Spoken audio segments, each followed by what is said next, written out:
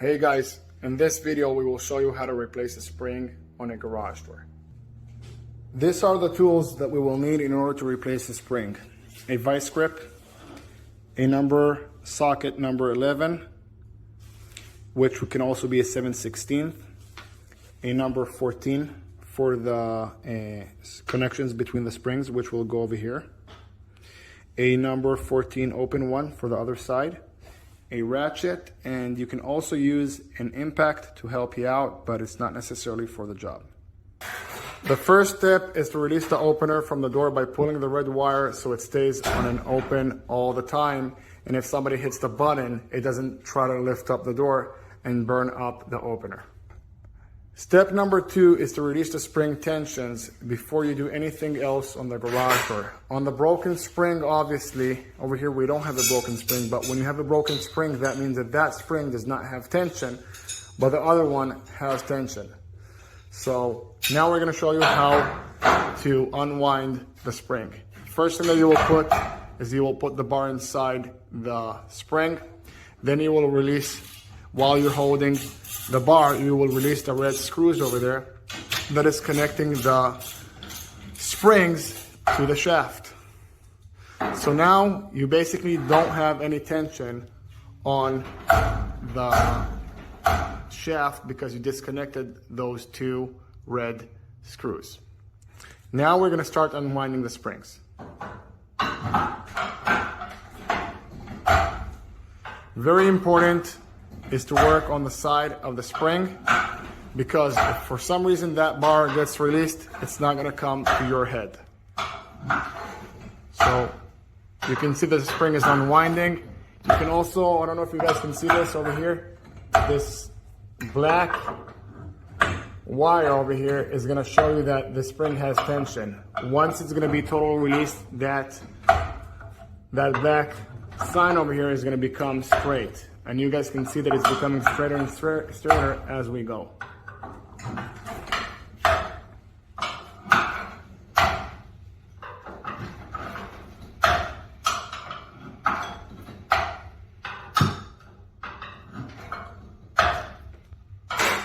Now we will do the same thing for the other spring. You guys can see that this spring is already kind of, don't have any tension on it.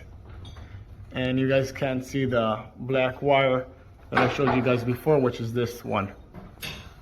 So now we will unwind the right spring.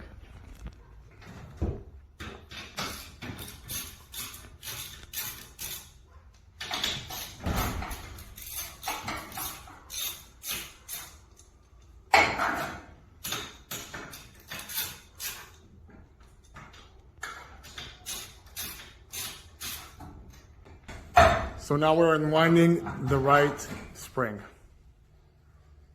So now after we unwind the springs, it doesn't matter if you guys go first of all to disconnect the drums or you disconnect the middle screws. We will start with the screws in the middle. FYI, the screws in the middle are number 14 or 9/16. That over here, which is the center bearing, and the ones are on the end bearings, are always number 14s. Or I usually mean typically number 14s. This screw over here and this screws over here are going to be the only number 14s that you guys have. Or if you want to say 9/16, I'm okay with that as well. So releasing those screws. After taking out the screws, it looks like this. I usually put them over here so they won't get lost. Releasing the other one. So now we're going to disconnect the springs, one from each other. Put the other screw on top. And now we will go and disconnect the drums from the door so we can move the shaft. Now we will start from the left drum. We will release it. It doesn't matter which one you start from, right or left. The whole system needs to come off. When I mean the system, I mean the torsion tube, the drum. So you lock the cable over here so the cable is not going to drop down for you. It's just easier way to work and a more safer one. Now we're going to release the tension from the drums.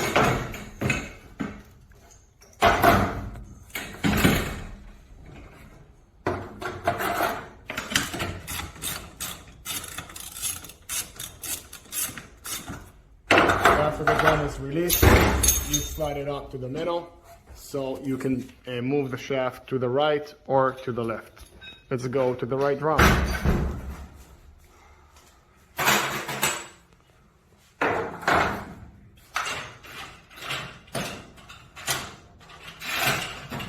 Securing the cable so it won't run for us, and releasing the right drum.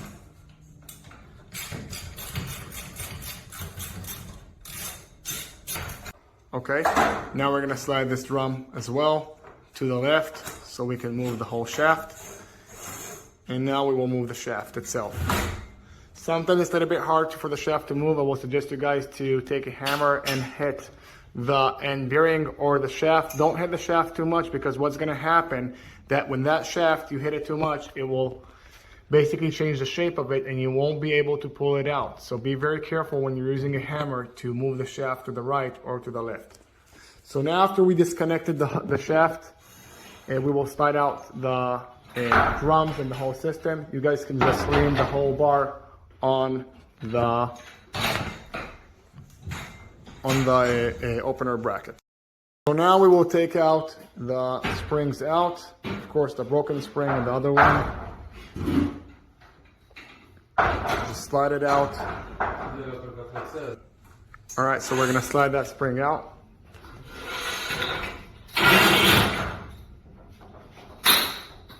And now we will do a spring measurement. You will check the previous video that we've done on how to measure the springs. We're not going to show you guys how to measure up the spring. Sometimes the spring is going to be written down on the spring itself, like it is over here. It says that it's a 218. But you guys can also look up the typical type of door for what spring it goes in our previous video, and analyze what type of spring is supposed to go for this door. Normally speaking, if you see that the spring is old and rust, it's a good sign. It means that that's the correct spring and you can go based on that. If you see that the spring is looking pretty new, I will doubt if this spring is the right one to put in that door. Now let's put the springs back up and wind the garage door spring. So after we measure the spring, we're going to put the brand new springs over there. Obviously this is not a brand new spring because the springs are the right size for this door. So now we're just going to put them on the door. We put the left spring on. Now we're going to put the right spring on. But something very important is after you put the left spring on, don't forget to put the center bearing on there. It doesn't matter if it goes right or left. Just make sure that that bearing is sitting between the spring and the shaft. Now you see, it kind of takes the movement and makes the door more smoother. If you don't have this bearing, you guys will create a lot of issues down the road. So make sure that you're putting the bearing. So now after putting the left spring, we will put the right spring on, slide it up, put the drum, raise the whole bar, the whole shaft to the center, and lock it in the end bearing.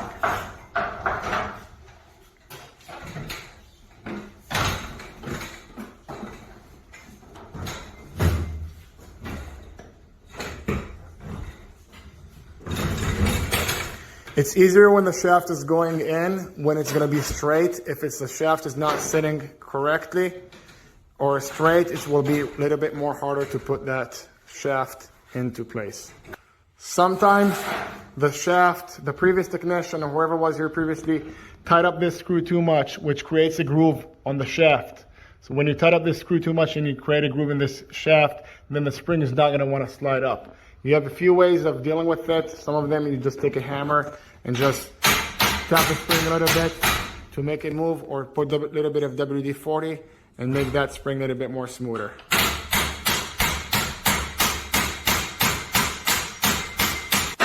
So after we tapped a little bit the spring and we put it back to place, you guys can see exactly what happens when you tight up the screw too much. Don't tighten it up too much, because that's what's going to happen, and then you're going to have a hard time taking out that spring. So putting back the number 14 screws,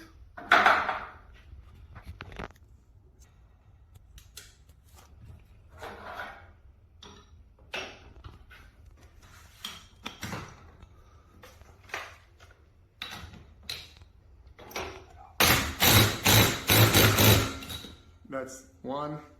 You do the other one. And again, you don't need to use an impact over here. It's just gonna save you guys a lot of time.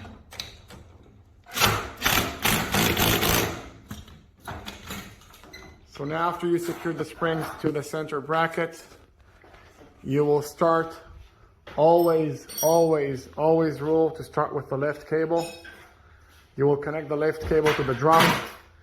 At this point, you either tied up the drum or you tied up the cable first. It doesn't really matter. I always personally start with the drum, tied it up where you want it, and then I put the cable on it. So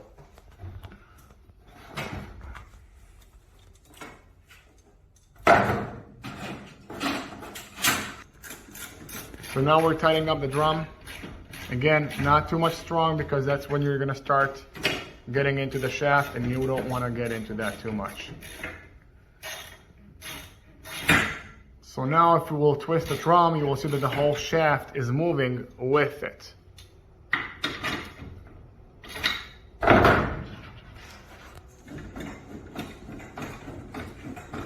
So now the drum and the shaft are actually moving together, and that's what you want. Next thing, we're gonna put the cable in, the loop. You have a little loop over there. Let me try to see if I can show you guys that. Here we go. That loop goes, the cable goes into the loop, and now it starts to roll up like this. Make sure that the cable is sitting inside the groove. So now the cable is sitting over here, as you guys can see. Now we need to lock the tension so it will not move, and that's why we need the vice grips. The vice grip you will put on the shaft, which will avoid the shaft from moving when you're putting up the second cable. Make sure that you're not trying to put tension with the vice grips. You're only trying to lock the shaft from moving and locking it and securing it into place.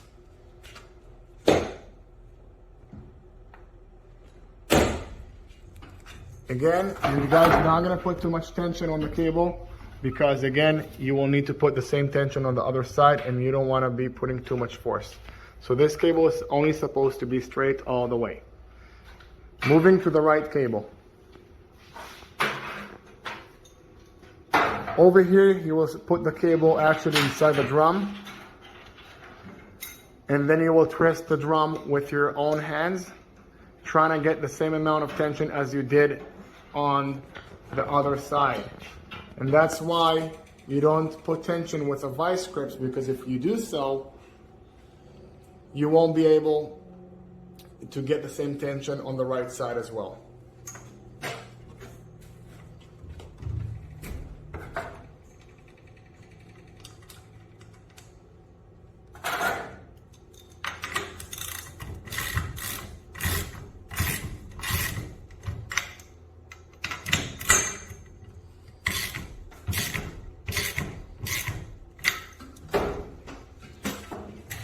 So now you have tension on both cable. You don't have tension yet, but they're both on the same tension. Now remember, until you screw this red screws in, you don't have tension for the door. So now we will start putting tension on the springs. It doesn't matter from which springs you start from. The amount of tension that you put on a spring is 4 circles per foot. Meaning that a 7-foot door will have 28 rounds. 7 times 4 is 28, plus two cycles. The 2 cycles is going to be 2 rounds that you put on the spring to a differential between the different sizes of springs. One is going to be 25 inches long, one is going to be 24 inches long. You're not going to get the same identical spring. Therefore, that's why you have that 2 extra circles, because that's what's gonna give you the difference between the springs. Very important not to get confused and to calculate that you've done between 28 and 30. I will suggest you guys to start from 28, and if you see that you need more balance for the door, then go towards 30, but that you can check only after both springs are on working. As you can see, the black line is starting to kind of move forward. So that shows you that you have tension. You can always count afterwards how many ones you have. 1, 2, 3, 4, 5, 6. That will indicate how many rounds you can put on the springs.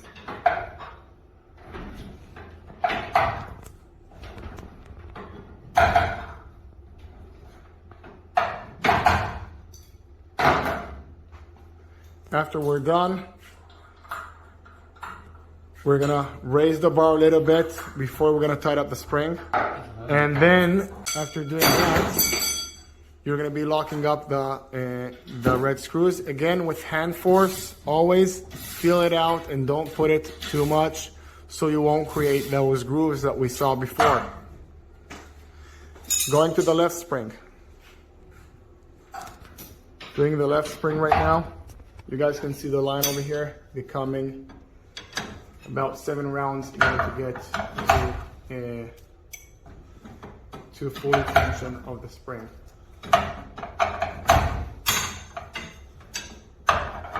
You can see that this door has a 1207 and 1218 just by the color code on them. This one is yellow, this one is white. But we will check the door balancing correctly afterwards. Normally, I will suggest putting two same size of springs, unless the door manufacturer needs a little bit more IPPT on that door, like we have in this case.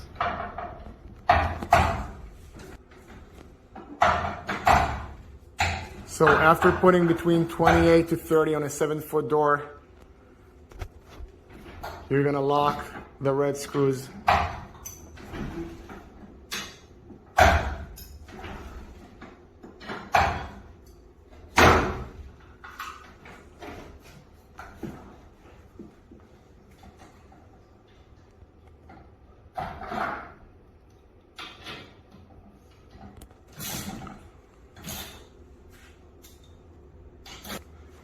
After you're doing that, you guys always can feel by hand the door. By doing that, you're lifting up the door and you're feeling it a little bit to see if it feels good and if it's kind of light. The next tip that we will have is to remove the vice grips from the left side. I will always suggest you guys to check the cables to make sure that none of them are actually sitting over here or got caught up in something in between. Now slowly raise up the door. And here comes the part that is the most important one when we're changing out the springs.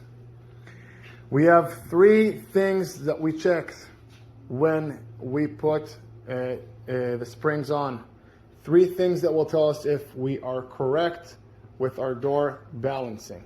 The first one, you feel the door by hand. You feel if it's light. If you can raise it up with 2 fingers, usually that's your indication that this door is being done correctly.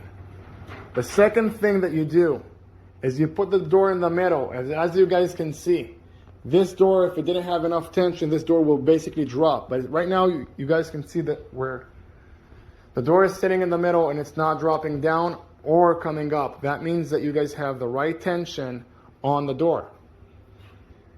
So again, the first one, you check the door by hand. The second thing that you guys do is put it in the middle. If it drops down, maybe you guys need to put another round or 2 on the spring. That's going to take you towards the 30, like I mentioned before, between 28 and 30. Then the third thing that you guys are going to check, and very important, is you guys are going to raise up the door till the end of it. And you guys are going to check if the cables have tension. If the cables have tension, then it's a great sign. If the cable does not have tension, what's going to happen, this cable will come around the loop of the drum, and that will create you guys a door off track. A door off track is not nice to do after you spend 25 minutes or sometimes more on replacing a spring, because that will also create you guys a callback. So you go and you check 2 cables, one right and one left, to make sure that they have tension. If they don't have tension, then that means that the spring is probably too big for that door, or you need to add more rounds into the spring. After you check that the door is balanced and working proper, now you will do a full inspection on the garage door, which we will show you guys in another video. We always perform a system lube and tune and spray the garage door, the rollers, the opener, the springs after you're done to make sure that the door is up to date, working properly.